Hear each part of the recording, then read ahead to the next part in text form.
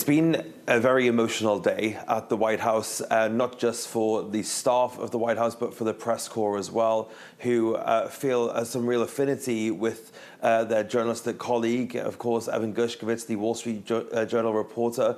But also, it's been a difficult day to escape. You know, that kind of the feeling of the feeling of joy and happiness that's there has really overpowered everything. It's been a very emotional day. That then borne out again, once again, on the tarmac at Joint Base Andrews just before midnight local time, when that plane finally touched down on American soil, and those three U.S. nationals who have been freed in the largest prisoner swap since the Cold War, and they finally got to step on American soil for the first time.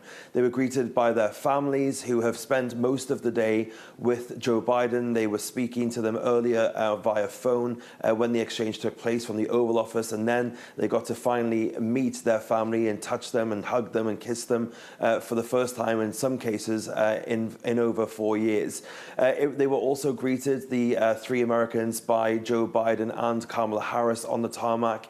There was some really touching moments between those three prisoners, now finally released, and the president and vice president. At one point, Paul Whelan went back for another hug with Joe Biden, and even asked for his pin, and Joe Biden took his American flag pin off of his lapel and put it onto Paul Whelan's jacket. That was another touching moment.